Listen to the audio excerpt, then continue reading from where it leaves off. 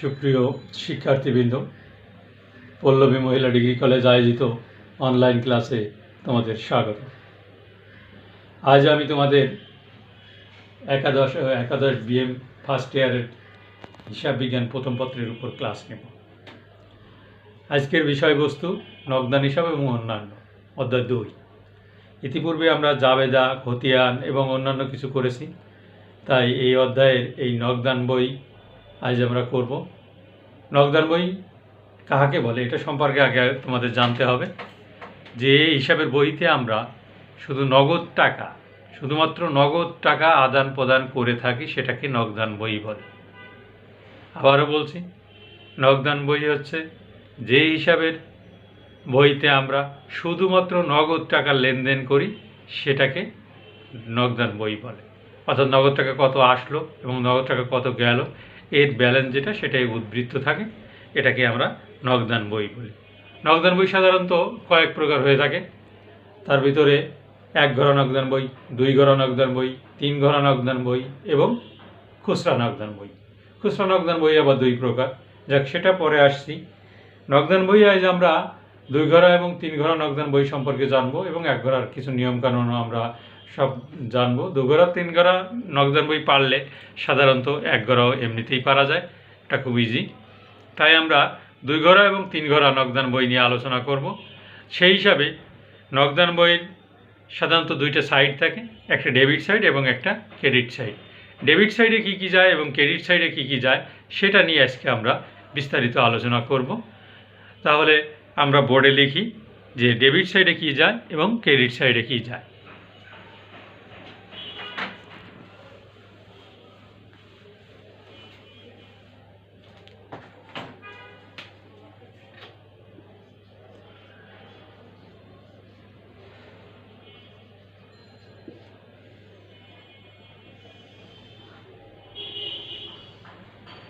দুইটা সাইড থাকে, একটা ডেবিট সাইড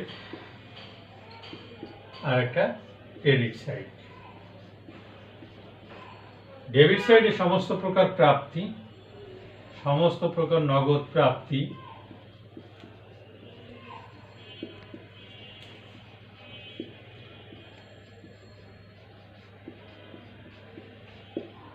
ক্রেডিট সাইডে সমস্ত প্রকার নগদ প্রদান।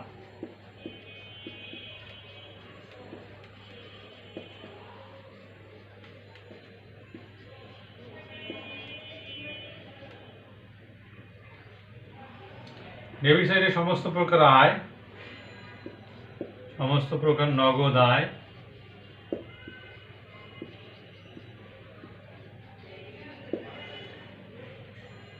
ক্রেডিট সাইডে সমস্ত প্রকার নগদ ব্যয়।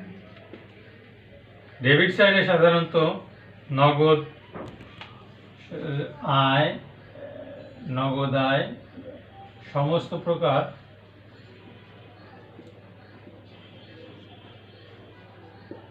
নগদ লাভ, ক্রেডিট সাইডে সমস্ত প্রকার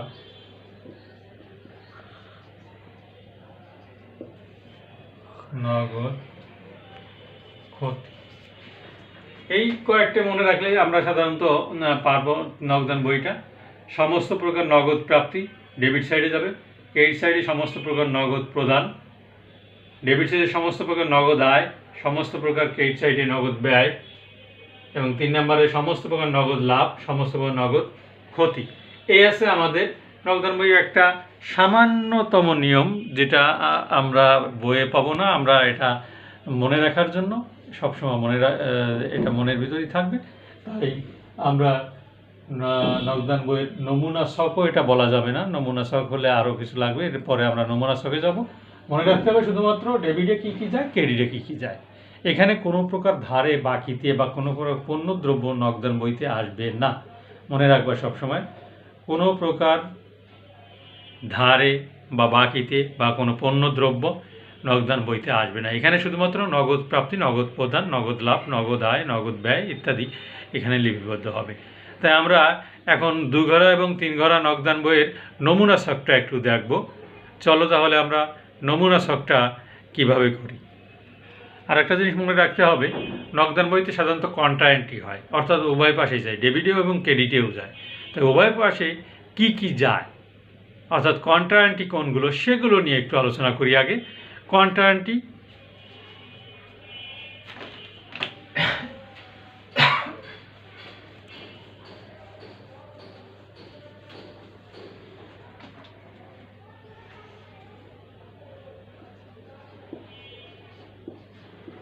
কন্ট্রা দাখিলা।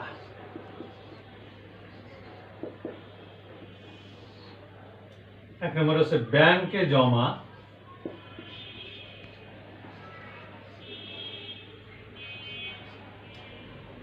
ব্যাংক থেকে উত্তোলন,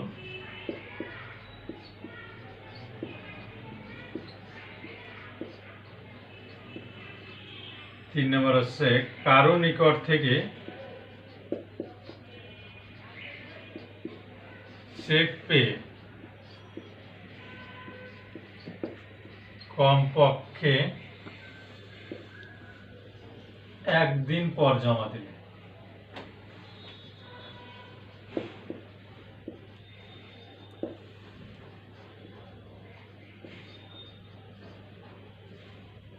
কন্ট্রা দাখিলা হয়।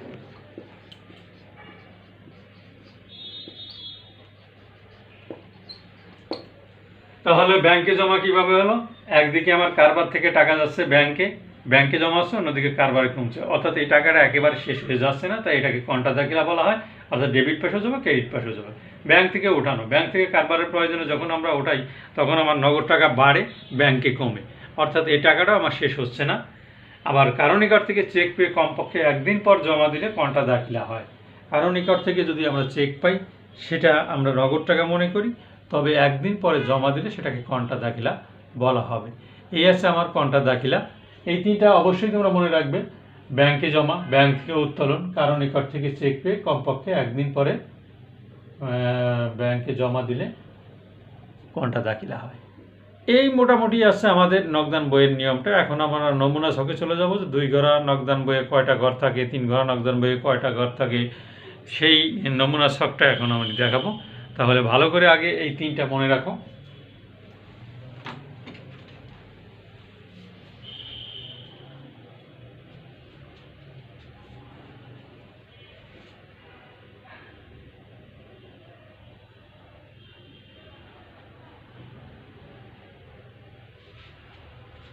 তাহলে প্রিয় শিক্ষার্থী, আমরা এখন নমুনা ছকে চলে যাব। অনেকেই এখানে সায়েন্স থেকে আসছো, সায়েন্স থেকে যারা আসো তাদের জন্য অ্যাকাউন্টিং একটু কঠিনই হবে, তবে যে সেই ক্ষেত্রে বা তাদের জন্য আমরা এই নমুনা ছকগুলো দেখিয়ে থাকি। তা না হলে কমার্সের সমস্ত স্টুডেন্টের এই নমুনা ছকগুলো জানা আছে, তারপরেও সবার জন্যই আমরা মোটামুটি এটা দেখাবো, যে অনেক সময় অনেকে লেখাপড়া করে নাই বা ভুলে গেছে, দেখে যাতে মনে পড়ে, সেই হিসাবে আমরা নমুনা ছকটা এখন দেখাবো।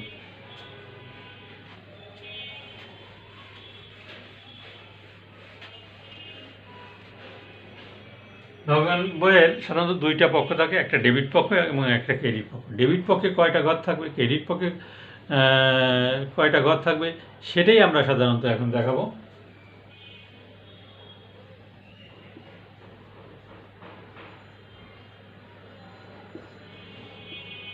দুঘরা নগদান বই।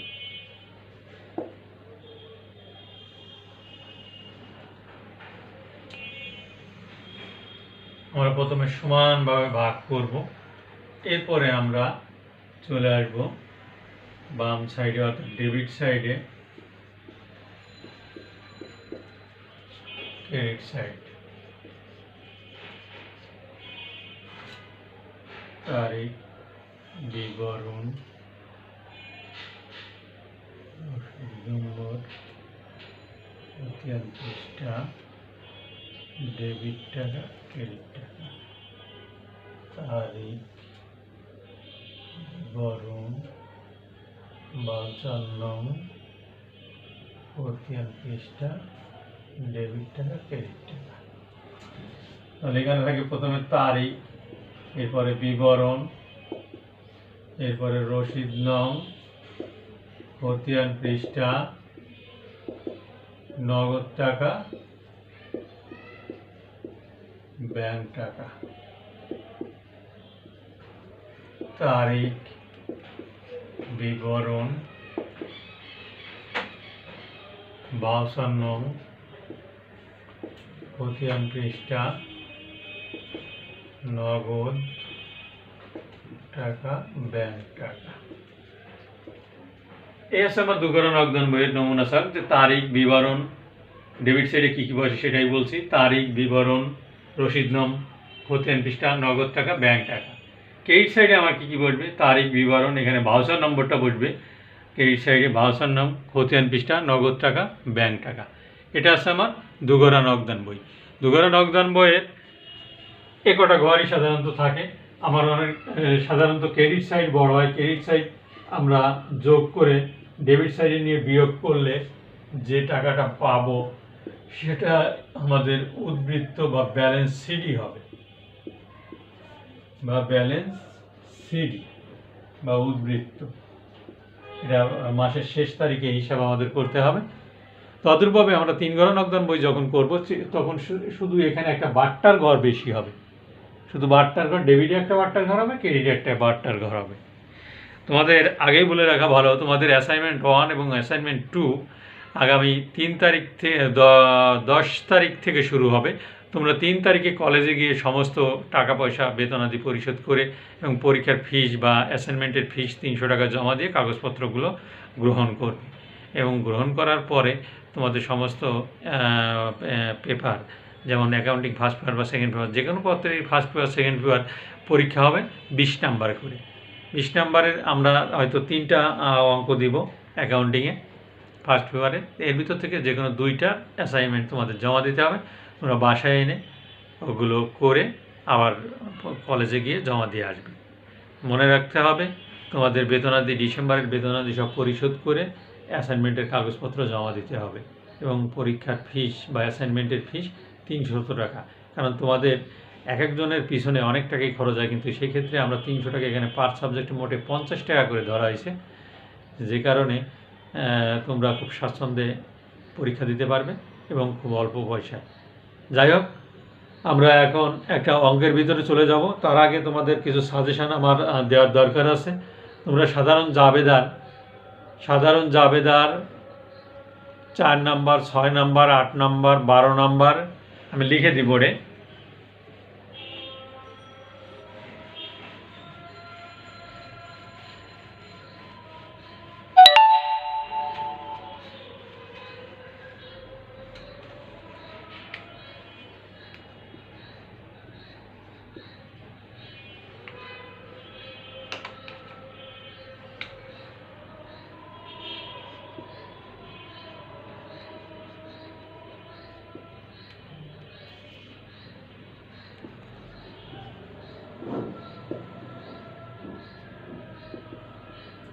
সৃজনশীল প্রশ্ন, অধ্যায় 2, সাধারণ জাবেদা।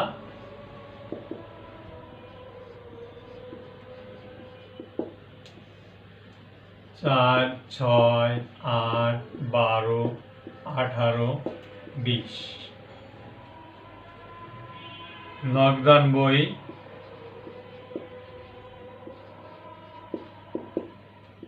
1, 3, 5, 7, 9, 11, 15, 17, 20। এই কটা অঙ্ক থেকে তোমাদের সাধারণত 3টা অঙ্ক থাকবে। যে কোনো 3টা থেকে 2টা তোমাদের অ্যান্সার করতে হবে। তোমরা ভালো করে দেখো অঙ্কগুলো।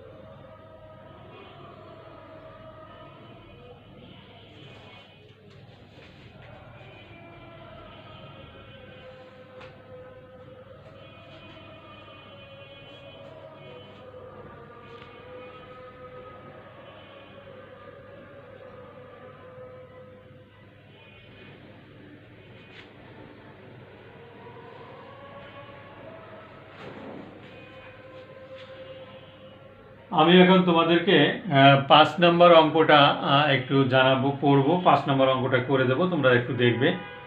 এখানে বলা আছে নগদ প্রদান জাবেদা, 1 ঘর নগদান বই এবং উদ্বৃত্ত না। আমরা 1 ঘর সাধারণত করব না, আমরা চলে যাব 2 ঘর নগদান বইতে। 7 নম্বরে কোশ্চেন, 2 ঘর নগদান বই। মাহি এন্টারপ্রাইজ 2017 সালের জানুয়ারি মাসের লেনদেনগুলো নিম্নরূপ।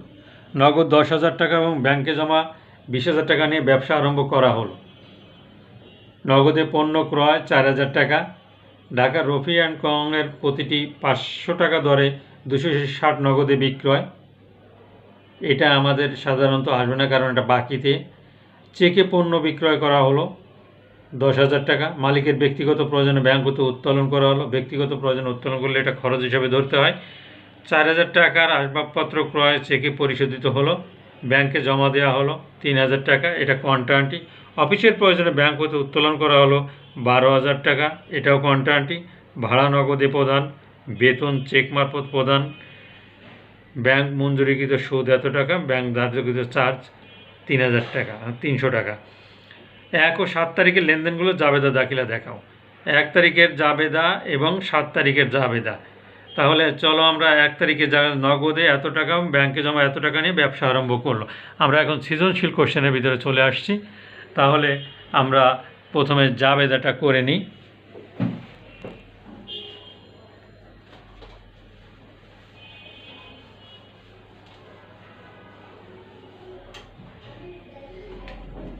সাত নম্বর কোশ্চেন, ক, জাবেদা দাখিলা।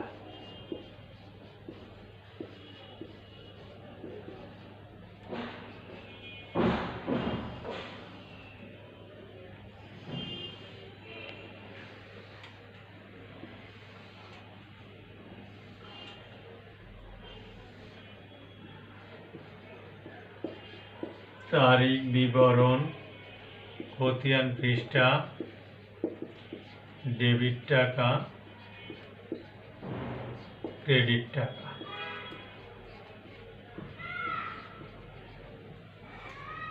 এটা আমাদের জাবেদা ছক, এটা তোমরা জানো। তাহলে কত সালের অঙ্ক সেটা আমাদের দেখতে হবে আগে। সালটা হচ্ছে 2017 মার্চ 1, 2017 মার্চ 1। তাহলে প্রথমে আমার নগদ টাকা এবং আসবাবপত্র নিয়ে ব্যবসা শুরু, ব্যাংকে জমা নিয়ে ব্যবসা শুরু করছে। নগদ 10,000 টাকা, ব্যাংকে 20,000 টাকা, এই দুইটা মিলে আমার মূলধন, অর্থাৎ নগদান হিসাব ডেবিট। নগদান হিসাব ডেবিট,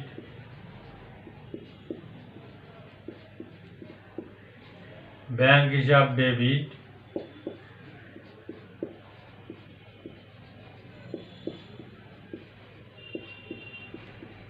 মূলধন হিসাব ক্রেডিট।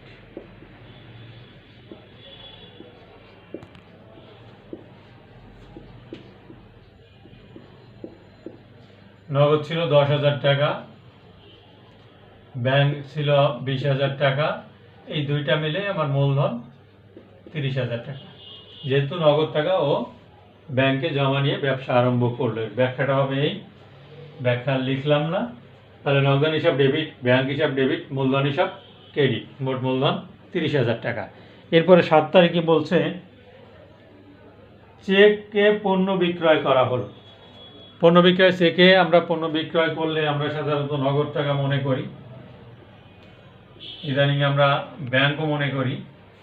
তাহলে ব্যাংক হিসাব ডেবিট বা নগদান হিসাব ডেবিট,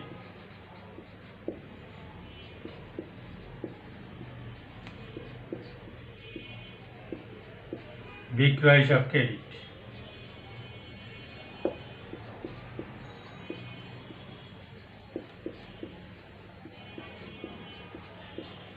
টাকার পরিমাণ হচ্ছে 10,000 টাকা।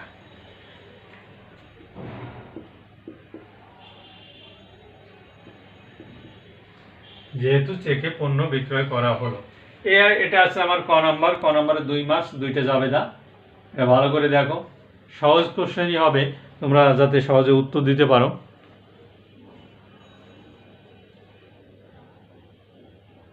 এরপর আমরা গ নম্বরে চলে যাব। এখানে 2 ঘর নগদান বই প্রস্তুত করো। 2 ঘর নগদান বই প্রস্তুত করব আমরা গ নম্বরে। আর খ নম্বরে ক্যাশ মেমো, এটা তোমরা ক্যাশ মেমোটা দেখেই নিজেরাই করে নিতে পারবে। ক্যাশ মেমো কীভাবে তৈরি করতে হয়, একটা ছক আছে, সেই ছক অনুযায়ী ক্যাশ মেমোটা করে নেবে। যাই হোক, আমি যেটা নিয়ে আজ আলোচনার বিষয় ছিল 2 ঘর নগদান বই এবং 3 ঘর নগদান বই। এখন আমি 2 ঘর নগদান বইটা শেখাবো, এরপরে 3 ঘর নগদানে চলে যাব।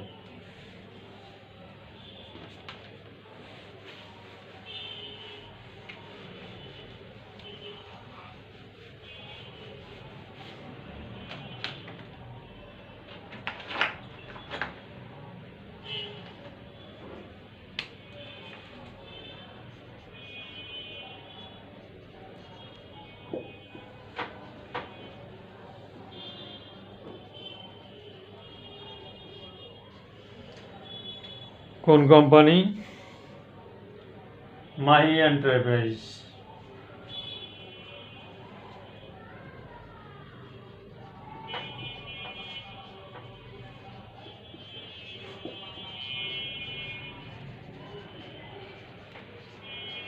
নমুনা ছকটা আগেই আমরা দেখিয়েছি।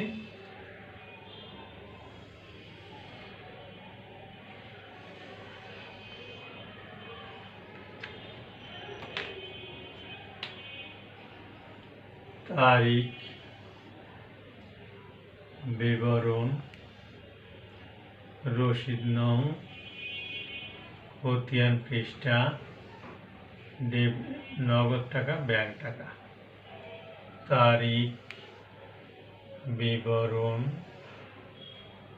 বাউচার নং, খতিয়ান পৃষ্ঠা, নগদ টাকা, ব্যাংক টাকা। তাহলে আমরা চলে আসতে পারি এখন অঙ্কের ভিতরে। তারিখ, বিবরণ, রসিদ নং, খতিয়ান পৃষ্ঠা, নগদ টাকা, ব্যাংক টাকা। তারিখ, বিবরণ, ভাউচার নং, খতিয়ান পৃষ্ঠা, নগদ টাকা, ব্যাংক টাকা। ডেবিট সাইড, এটা ক্রেডিট সাইড। তাহলে দুইটা সাইড আমার, debit side, credit side. Debit সাইডে তারিখ, বিবরণ, রসিদ নম্বর, খতিয়ান পৃষ্ঠা, নগদ টাকা, ব্যাংক টাকা। ক্রেডিট সাইডে পড়বে তারিখ, বিবরণ, ভাউচার নং, খতিয়ান পৃষ্ঠা, নগদ টাকা, ব্যাংক টাকা। তাহলে প্রথমেই আমরা আসব কি নিয়ে ব্যবসা শুরু করলো। 1 তারিখে 2017 মার্চের 1 তারিখ নগদ 10,000 টাকা এবং ব্যাংকে জমা 20,000 টাকা। 2017 মার্চ 1 যে টাকা নিয়ে আমরা সাধারণত কারবার শুরু করি সেটাকে ব্যালেন্স বিডি বলা হয়। বিডি শব্দ অর্থ ব্রড ডাউন, অর্থাৎ উপর থেকে আনা হলো। Balance BD. নগদের ঘরে 10,000, ব্যাংকের ঘরে। এরপর মার্চের 2 তারিখে বলা আছে, এটা 2017 মার্চ 2, নগদে পণ্য ক্রয় মানে আমার খরচ হয়ে যাওয়া, সমস্ত প্রকার খরচ যাবে ক্রেডিট সাইডে, অর্থাৎ ক্রয় হিসাব নামে নগদের ঘরে টাকা পড়বে ক্রয় হিসাব। টাকার পরিমাণ হচ্ছে 4,000 টাকা। 4,000 টাকা নগদের ঘরে যাবে।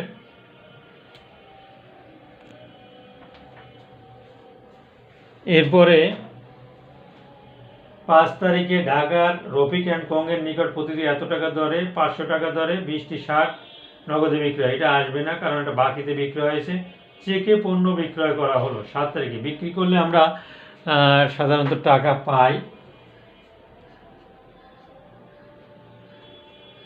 5 তারিখ। ব্যাংক হিসাব নামে চেক হলে আমার ব্যাংকের ঘরে যাবে। ব্যাংক হিসাব, টাকার পরিমাণ হচ্ছে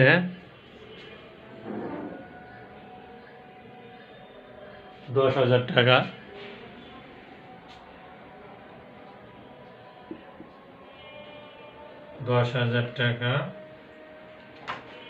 ভালো করে দেখো, বিক্রি করলে আয় হয়, যে কারণে ডেবিট সাইডে বসে। এরপরে মালিকের ব্যক্তিগত প্রয়োজনে ব্যাংক হতে উত্তোলন করা হলো। উত্তোলন করা হলে খরচ 10 তারিখ, ওটা উত্তোলন নামে বসবে।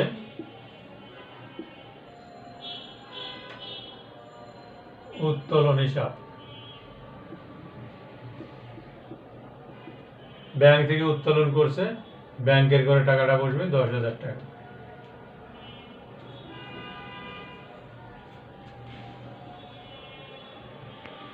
এবারে 4,000 টাকার আসবাবপত্র ক্রয় করে চেকে পরিশোধ করা হলো। অর্থাৎ আসবাবপত্র ক্রয় 16 তারিখে 4,000 টাকার আসবাবপত্র ক্রয়, আসবাবপত্র নামে বসবে।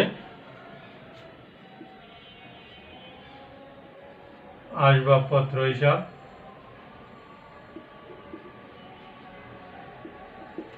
আসবাবপত্র হিসাব নামে টাকার পরিমাণটা আছে 4,000 টাকা, চেকে পরিশোধ করা হয়েছে। অর্থাৎ চেকে করলে ব্যাংকের থেকে টাকা নেবে।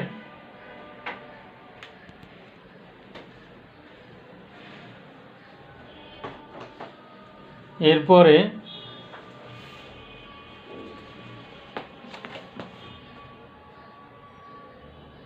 ব্যাংকে জমা দেওয়া হলো। ব্যাংকে যেহেতু জমা দেওয়া আছে, এটা কন্ট্রান্টি, অর্থাৎ ব্যাংক হিসাব ডেবিট। ডেবিট দিকে ব্যাংকের ঘরে টাকা বসবে নগদান নামে। ডেবিট দিকে ব্যাংকের ঘরে টাকা বসবে নগদান নামে। ব্যাংকে জমা দেওয়া 18 তারিখ, নগদান হিসাব। কন্ট্রাক্ট সি দিতে পারো, কন্ট্রাক্ট সি। তাহলে টাকার পরিমাণ 3,000 টাকা ব্যাংকের ঘরে। আর এই পাশে তার বিপরীত 18 তারিখ, ব্যাংক হিসাব নামে নগদের ঘরে টাকা পড়বে 3,000 টাকা। এরপরে অফিসের প্রয়োজনে ব্যাংক হতে উত্তোলন করা হলো। অফিসের প্রয়োজনে যদি উত্তোলন করা হয়, এটাকেও কন্ট্রান্টি বলা হয়। কারণ আমি আগেই বলেছি, অফিসের প্রয়োজন উত্তোলন করলে একদিকে টাকা অফিসে আসে, নগদ টাকা আসে, অন্যদিকে ব্যাংক থেকে পরিশোধ হয়ে যায়। অর্থাৎ নগদান হিসাব ডেবিট। ডেবিট দিকে নগদের ঘরে টাকা বসবে ব্যাংক নামে 24 তারিখ।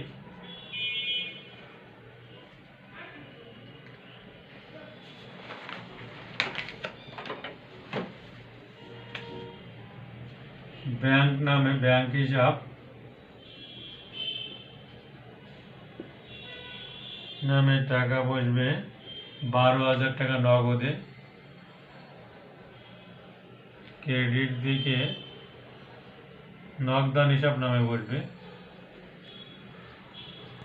Contract C, contract C. ব্যাংকের ঘরে 12,000 টাকা বসবে। এরপরে আমার ভাড়া নগদ প্রদান এবং বেতন চেকে প্রদান, এটা দুটোই আমার খরচ। ভাড়া হিসাব নামে নগদের ঘরে বসবে 30 তারিখ, ভাড়া হিসাব। নগদের ঘরে টাকা বসবে, টাকার পরিমাণ 5,000 হিসাব।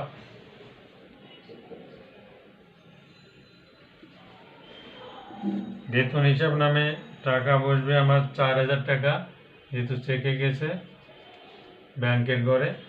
এরপরে ব্যাংক মঞ্জুরিকৃত সুদ আর ব্যাংক চার্জ, ব্যাংক ধার্যকৃত চার্জটা আমার বসবে ক্রেডিটের ঘরে ব্যাংক চার্জ। ব্যাংক চার্জ হিসাব 300 টাকা। আর ব্যাংক সুদ, ব্যাংক সুদ নামে ব্যাংকের ঘরে 500 টাকা। এখন আমরা ক্রেডিট সাইড যোগ করব। আগে ক্রেডিট সাইড যোগ করে টাকাটা বসাবো এবং ডেবিট সাইডে এনে বিয়োগ করব। বিয়োগফলটা যেটা হবে সেটাকে আমরা ব্যালেন্স সিডি বলবো। ব্যালেন্স সিডি, এটা আছে আমার 31 তারিখের কাহিনী। ব্যালেন্স সিডি এখন আমার যোগ করার সময়, যাই হোক আমার যেহেতু টাইম শর্ট, যোগটা তোমরাও করে নিতে পারবে, তাই আশা করি এই যোগটা তোমাদের উপরে দেওয়া থাকলো এবং অ্যাসাইনমেন্ট হিসাবে এই অঙ্কটা থাকলো, পরীক্ষায় আসতেও পারে। যাই হোক তোমরা আগামী 10 তারিখে তোমাদের অ্যাসাইনমেন্ট শুরু হবে। তোমরা কলেজ থেকে কাগজপত্র প্রশ্নপত্র সংগ্রহ করে এবং এর ভিতরে বেতনাদি পরিশোধ করে এবং অ্যাসাইনমেন্ট ফিস 300 টাকা পরিশোধ করে কাগজপত্র সংগ্রহ করে বাসায় বসে এটা জমা দেবে। বাসায় বসে লিখে খাতাটা সুন্দর করে লিখবে এবং কলেজে গিয়ে জমা দিয়ে আসবে। সে পর্যন্ত তোমরা ভালো থাকো, সুস্থ থাকো, সুন্দর থাকো, অঙ্কটা একটু ফলো করো।